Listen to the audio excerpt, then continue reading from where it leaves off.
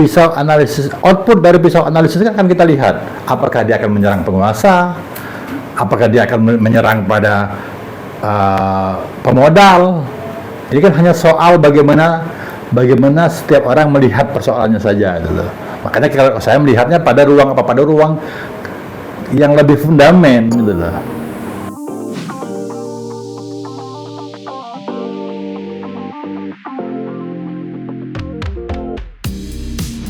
Assalamualaikum warahmatullahi wabarakatuh. Selamat siang.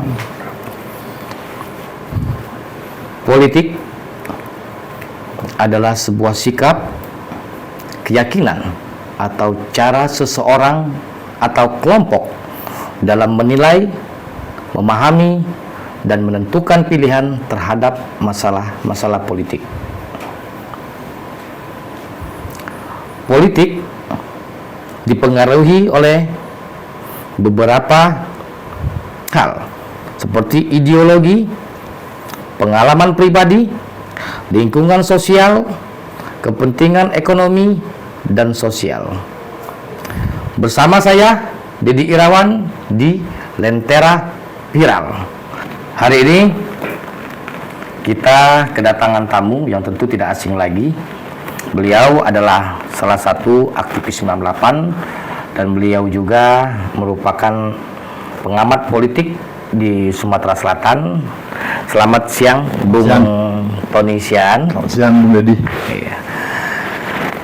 Sehat ya, Bung ya? Sehat. Apa nih cerita kita hari ini apa nih? Jadi begini, Bung.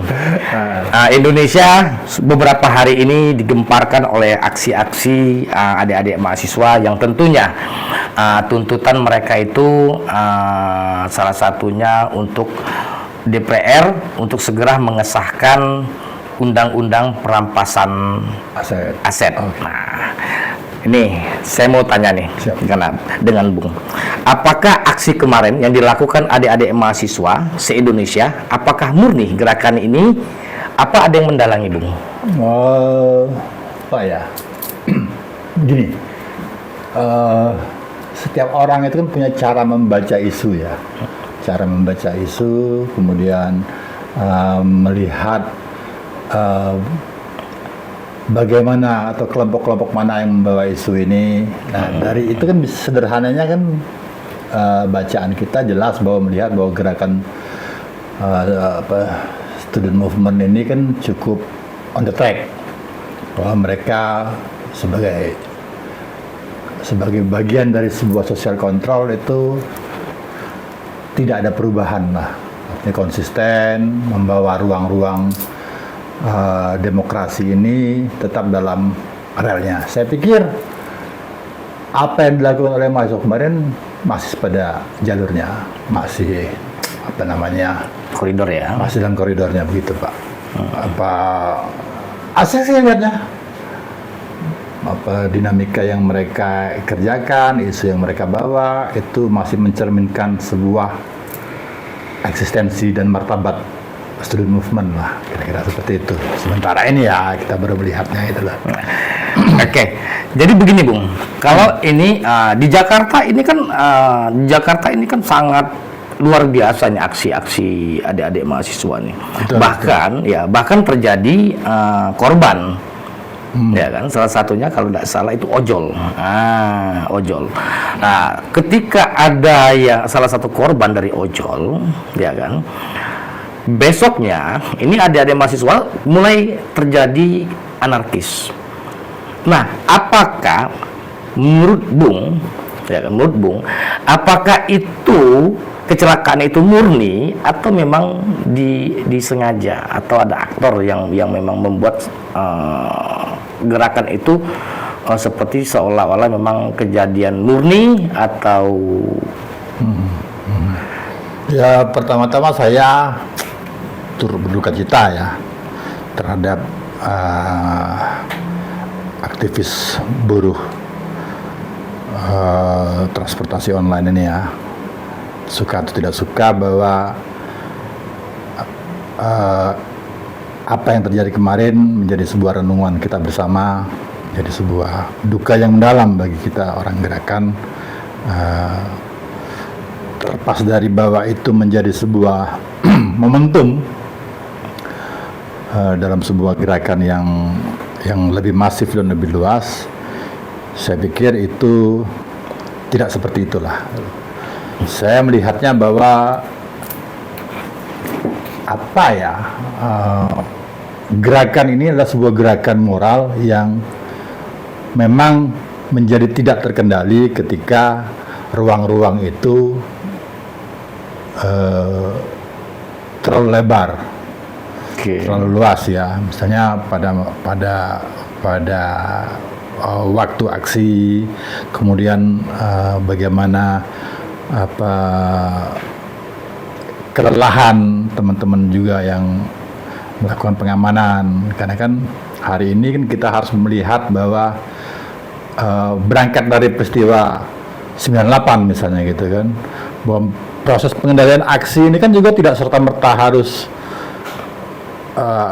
harus dilakukan dengan sebuah hal-hal yang luar biasa ya. Karena apa? Karena kita bicara HAM, kita bicara perlakuan dunia internasional misalnya kan, kita bicara bagaimana sorotan publik. Nah, artinya kan ini juga harus menjadi sebuah hitung-hitungan, sebuah cara untuk kita bisa memaklumi dinamika yang terjadi gitu loh. Nah, dalam sebuah proses demokrasi, konsekuensi ini tidak bisa kita elakkan. Artinya konsekuensi politik yang terjadi terhadap korban yang ditimbul kemarin adalah harus dilihat sebagai secara dewasa, sebagai sebuah renungan. Baik itu renungan pada orang-orang gerakan, pada pergerakan, juga renungan kepada penguasa tentunya. Oke. Saya pikir itu proses yang sementara ini bisa kita lihat ya. Ada sebuah hal yang harus kita lihat bukan dari sisi korban, tapi ada yang harus kita lihat secara holistik, bahwa ini bukan sebuah sekedar korban saja, karena kan korbannya pemicunya adalah ojol ya. Tapi kemudian ada timbul lagi korban yang di Makassar misalnya, dan ada timbul lagi korban yang di Semarang, kemudian timbul lagi korban di Jogja, kemudian di beberapa tempat juga kita lihat bahwa proses korban ini kan bukan hanya secara individu. Misalnya ada gedung yang terbakar. Nah, ini kan harus dilihat sebagai sebuah proses politik yang tidak sederhana. Saya pikir itu sih proses yang menurut saya, yang saya pikir harus kita jadikan sebuah pijakan ya, sebagai sebuah dasar kita melihat sebuah dinamika yang terjadi kemarin. Oke. Jadi Bung punya keyakinan bahwa ini tidak aksi adik-adik mahasiswa yang kemarin terjadi di Jakarta dan lain. Bung punya keyakinan bahwa itu murni gerakan dari mahasiswa. Ya, hari ini saya melihat proses demokrasi itu kan pada ruang timeline ya. Pada ruang waktu 25, 28, ya, 29, kemudian closingnya kemarin misalnya gitu kan. Ini satu sebuah drama demokrasi yang menarik gitu loh. Jadi proses gerakan yang dibangun oleh mahasiswa itu adalah sebuah hal yang menarik, bahwa ketika ada dinamika yang terjadi, saya melihat itu di luar itu gitu loh. Nah, jadi proses sosial yang terjadi itu proses berikutnya dari sebuah aksi mahasiswa itu tidak bisa kita kelompokkan dalam sebuah gerakan mahasiswanya, tapi itu adalah satu letupan emosional sosial. Artinya kan kalau kita membaca gerakan sosial ini holistik, Pak. Jadi dia tidak bisa kita melihat dalam sebuah konteks bahwa ini adalah ditunggangi atau tidak ditunggangi.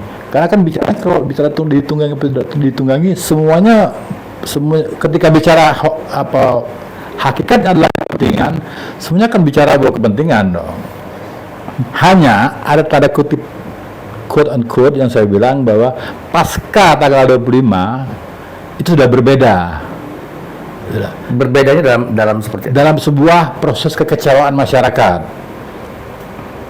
Nah, faktanya bahwa ada yang berkepentingan di situ, saya pikir itu tidak masuk ke situ kita.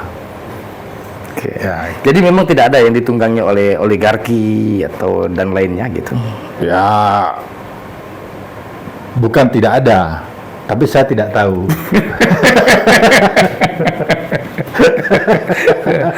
Ini, Bung.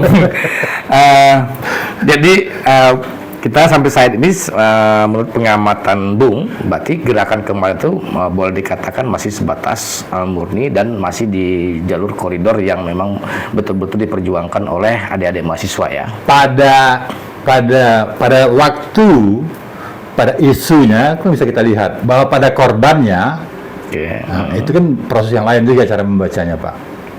Karena kan kita akan masuk kepada sebuah prosedur protap.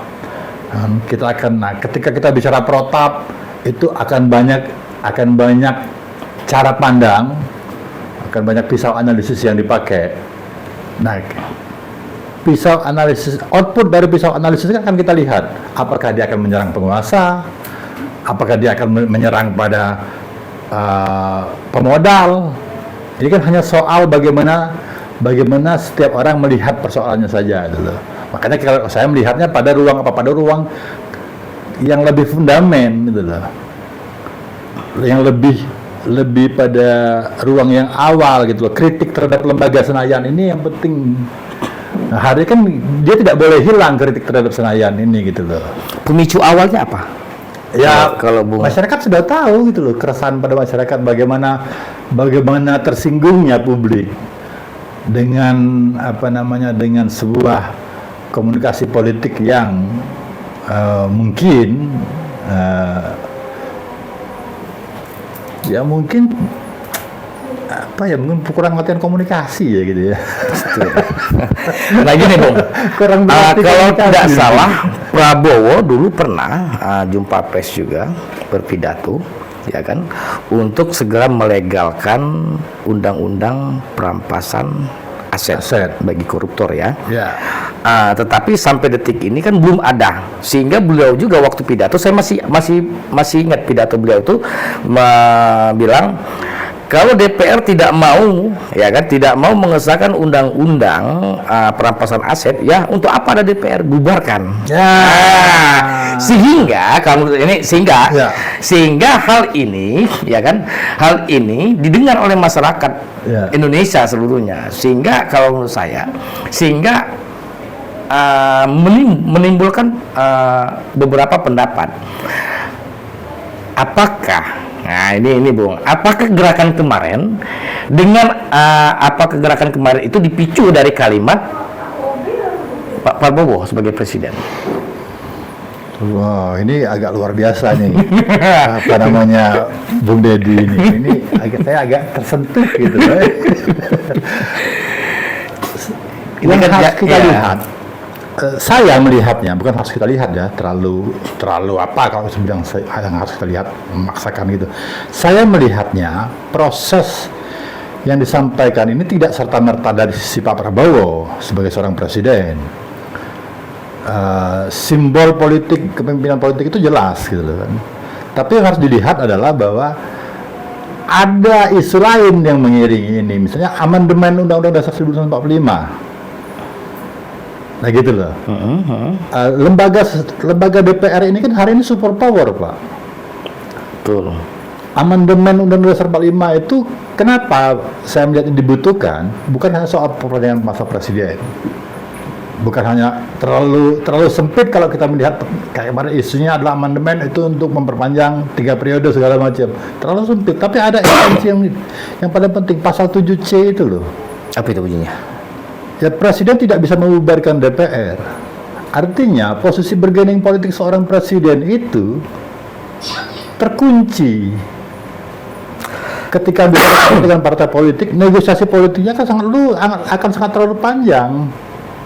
Maka untuk mengkonsolidasikan itu Pak Prabowo mengerjakan sebuah hal yang sangat elegan.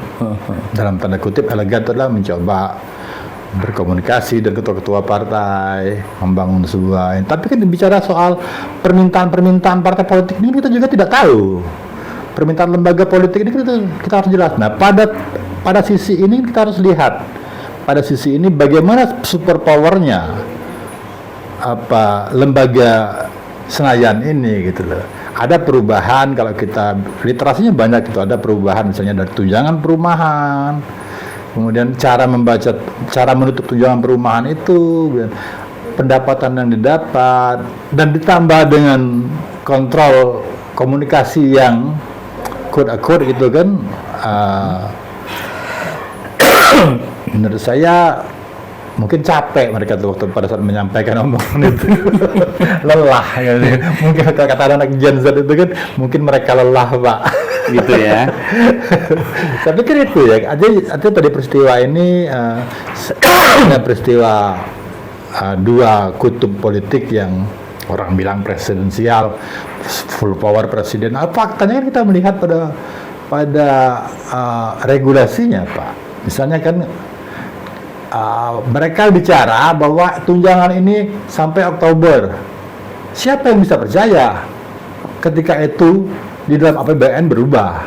Betul. Artinya ini fakta hukumnya. Jadi esensinya sederhana saja, Pak, itu loh, Pak. Sederhana adalah ya udah enjoy aja. Soal menghadapi konstituen butuh uang segala macam versi mereka itu kan, yang versi mereka kan. Saya pikir itu soal yang lain. Tapi soal bagaimana eksistensi lembaganya itu ya publik akan hari ini sangat melihat undang-undang perampasan aset misalnya gitu loh. Di satu sisi kita melihat undang-undang perampasan aset ini juga akan banyak yang terganggu. Emangnya Pak Prabowo tidak terganggu? Semuanya akan terganggu gitu. Ini yang menurut saya ya udahlah, Mbok, ya sederhana aja berpolitiknya itu loh. Kalau mau bicara tentang undang-undang buruh, ya silakan kerjakan saja. Yang apa sih susahnya? Misalnya kayak kasus ojol, gerakan ojol itu kan kalau saya melihatnya adalah sebuah momentum gerakan yang sangat menarik. Kenapa? Karena kita bicara Menteri Perhubungan masa lalu. Kalau kita bicara soal nilai nominal yang didapat gitu loh. Nah, ini kan tidak serta-merta, tapi bahwa itu menjadi sebuah, bagi saya, kalau saya melihat itu sebuah gerakan sosial, ini alat politik. Ya, ini kelompok yang bisa diorganisir sebagai sebuah kekuatan karena kepentingan normatif. Dia tidak tergabung dalam gerakannya Said Iqbal misalnya. Tapi dia menjadi sebuah kelompok sendiri yang dari Sabang sampai Merauke punya. Ini masuk dalam sebuah potensi dalam hitung-hitungan gerakan itu. Ini potensi yang perlu diorganisir. Siapapun bisa menggunakan itu. Kalau boleh tahu nih, Bung, kemarin kalau boleh tahu apa sih? Ya, apa saja yang dituntut oleh adik-adik mahasiswa aksi kemarin? Ya normatif sih menurut saya. Baru mendesakkan agar misalnya kayak undang-undang perampasan aset, kemudian hak-hak normatif lah gitu loh.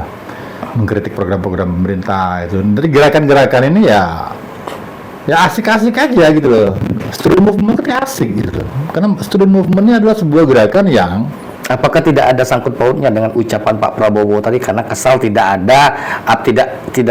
karena kawan-kawan di DPR MPR itu belum melegalkan perampasan aset. Karena kalau saya lihat dari tuntutan-tuntutan adik-adik mahasiswa, salah satunya itu.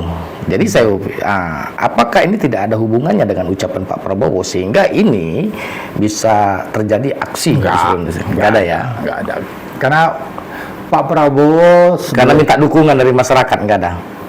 Ya itu tadi, bahwa bentuk dukungan itu kan bukan hanya di situ. Suara publik itu kan sudah jelas. Persoalan mengeksekusinya, Pak. Mengeksekusi isu ini.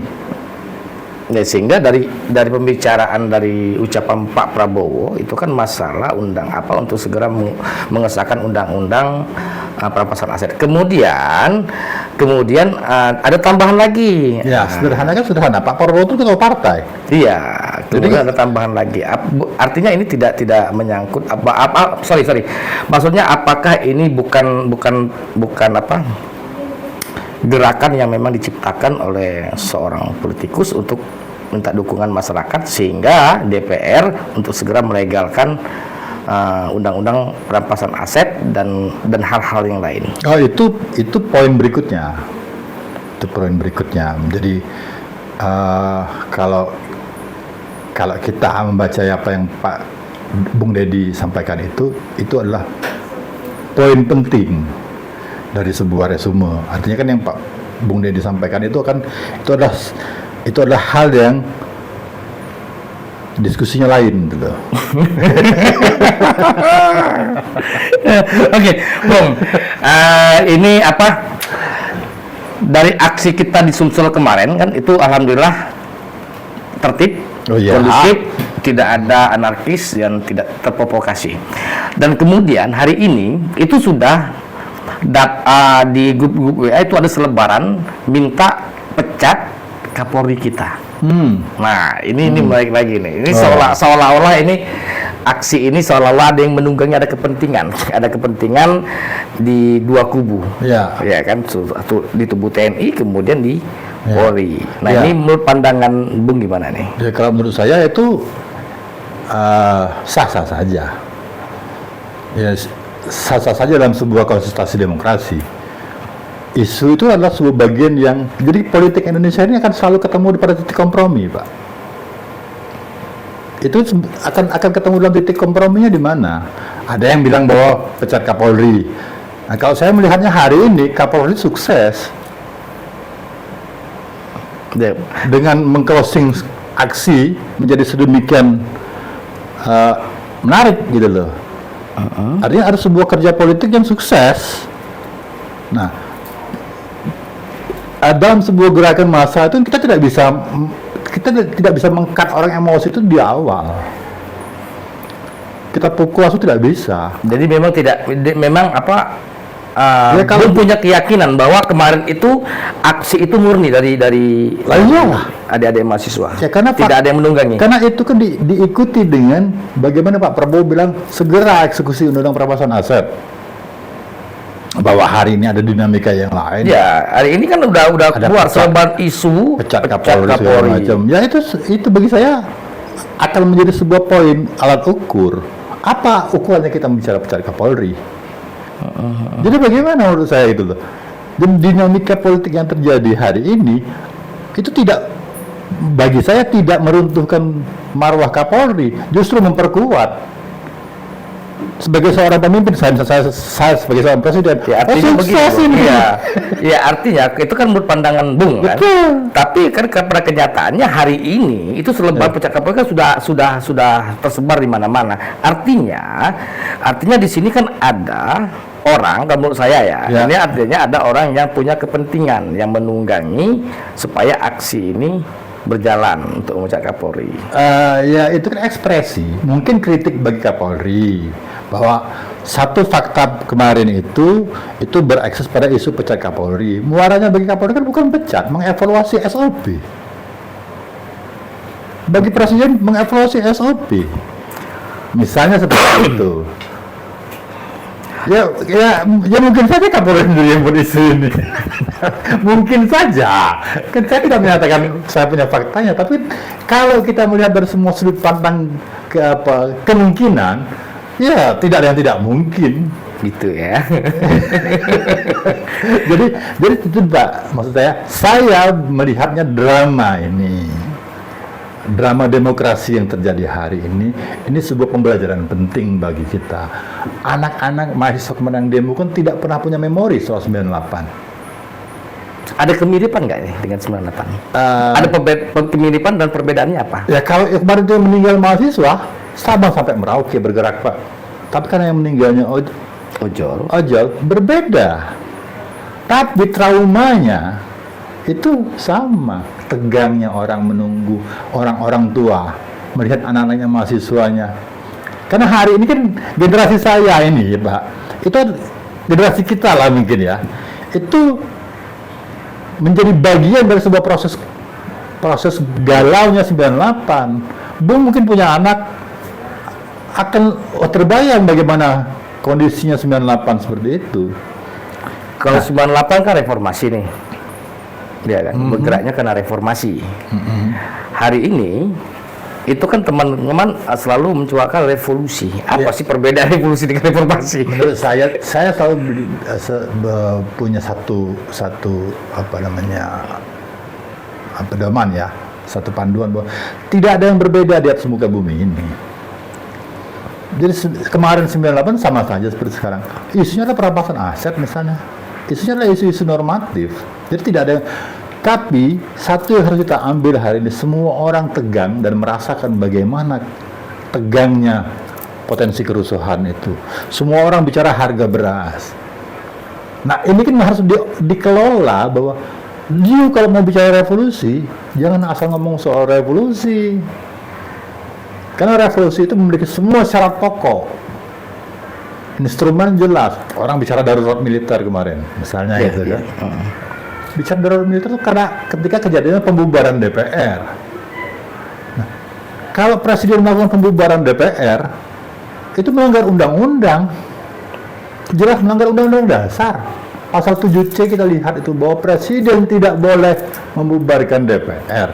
Berarti benar dong apa yang dikatakan Saroni? Apa ya? Ada Saroni itu maksud saya. Saroni kan bilang DPR itu tidak bisa dibubarkan. Betul? Iya. Kalau ada yang bisa membubarkan berarti orang itu goblok sedunia. Ya kan kita bicara membubarkan itu kan bukan soal itu. Pemilu ulang bisa masuk akal itu. Salah satu saya bicaranya pemilu ulang. Jadi kita mengevaluasi teman-teman di Senayan itu dengan cara apa? Pemilu ulang. Rakyat menghendaki pemilu ulang, Pak Presiden. Tentunya tanpa uang dong.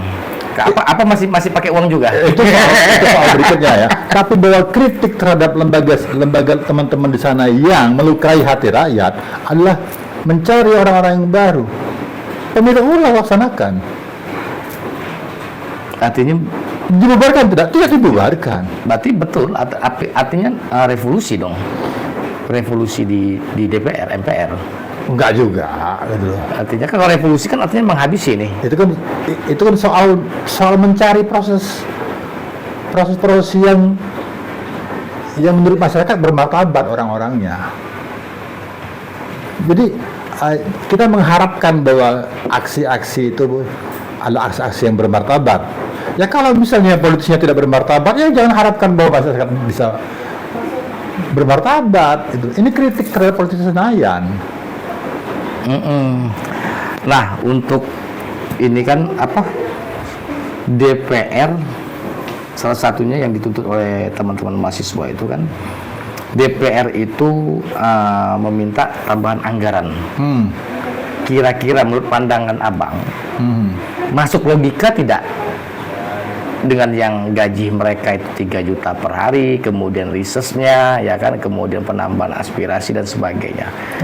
Itu sudah berlebihan tidak menurut pandangan Bung? Ya menurut saya itu ada 2 cara pandang. Ada 2 cara pandang.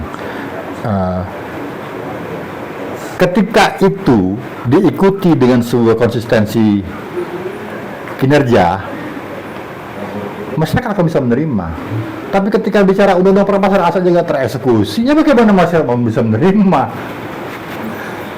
Sejahtera seluruh rakyat dong ya. Ya, you bicara bahwa ada penambahan income. Nah, sekarang penambahan income Anda itu, ya, kami minta dengan segera disahkan undang perampasan aset. Lah enggak, dia gimana mau masyarakat mau bisa quote-unquote membandingkan? Terus kira-kira seperti itu lah Bung ya. Oke. Dampak dari aksi kemarin apa sih dampak geopolitik di Indonesia ini? Dampak geopolitiknya. Menarik itu adalah saya melihat bagaimana presiden ya konferensi pers dengan ada Megawati di sebelahnya. Oh ya, oke. Itu adalah sebuah simbol politik yang benar. Artinya lembaga ini sudah terkonsolidasikan loh. Gitu. Ini kan sebuah hal yang sangat kita senang bahwa sudah ada konsolidasi yang baik, gitu. Sudah ada pertemuan komunikasi yang baik. Tinggal bagaimana mengelola ini menjadi sebuah hal yang baik. Nah itu kan memang butuh proses yang ya duduk sama-sama. Di kepalanya harus NKRI, di kepalanya harus untuk rakyat tuh apa gitu loh. Hari ini saya bicara beras, yang kondisi harga beras seperti itu, gitu kan. Nah jadi eksekusinya itu harus segera gitu loh. Ya, pandangan geopolitiknya kalau di mata dunia untuk Indonesia seperti apa, Bang? Ya ngapain mikirin dunia? Orang dunia butuh kita. Gitu. Logika itu harus saya agak tertarik dengan langkah Jokowi misalnya itu ya, mengeksekusi misalnya sawit, nggak usah dijual. Jadi dunia yang butuh kita, bukan kita tidak butuh dunia. Jadi berbeda. Ya, artinya Bung, gerakan adik-adik mahasiswa, kalau saya lihat dari apa yang kita bicarakan hari ini, pandangan Bung berarti betul-betul gerakan itu murni ya, Oh, iya. tidak ada yang menunggangi. Kita harus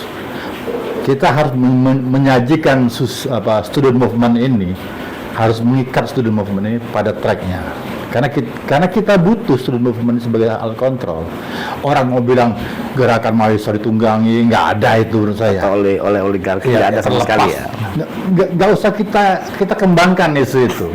Karena kita harus meletakkan posisinya bahwa student movement sebagai sebuah alat kontrol yang dibutuhkan oleh masyarakat dan negara ini.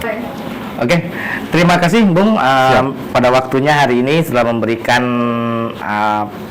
pandangan politik ya, di gerakan-gerakan adik-adik mahasiswa yang beberapa waktu yang lalu sampai terakhir kemarin ya. Siap. Ya, terima kasih atas waktunya. Pemirsa, tetap bersama Dedi Irawan di Lentera Viral. Terima kasih.